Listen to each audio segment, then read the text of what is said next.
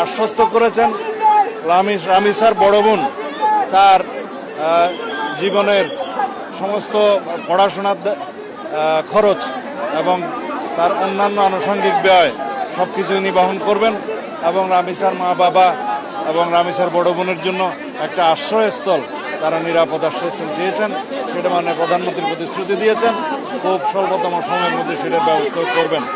আমরা এইরকম ঘৃণ্যতম অপরাধের শিশু ধর্ষণ এবং হত্যা অথবা শুধুমাত্র শিশু ধর্ষণ যাই হোক, এই সমস্ত অপরাধের ক্ষেত্রে যাতে খুব দ্রুততার সাথে এবং সংক্ষিপ্ত সময়ে চার্জশিট দেওয়া যায় এবং বিচার কার্য সম্পন্ন করা যায়, সেই জন্য যদি আইনে আরও কিছু পরিবর্তন আনতে হয় সে বিষয়ে আইনমন্ত্রী এখানে আছে, তিনি আজকে কথা দিয়েছেন।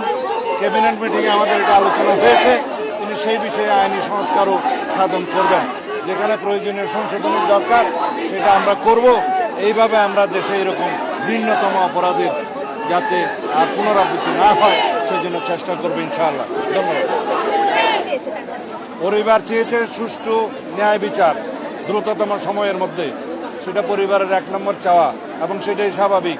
তারপরে তার যে অন্য কন্যা সন্তান আছে তার নিরাপদে যাতে থাকতে পারে, পড়াশোনা করতে পারে, উন্নত জীবন পায়, সেই জন্য সহায়তা চেয়েছেন, সেটা মাননীয় প্রধানমন্ত্রী। পরিবার বলেছেন যে এত দ্রুততম সময়ে এইভাবে গ্রেপ্তার হওয়া খুব নজিরবিহীন, তারা গ্রেপ্তার এবং আমাদের আইনি পদক্ষেপগুলোতে এখন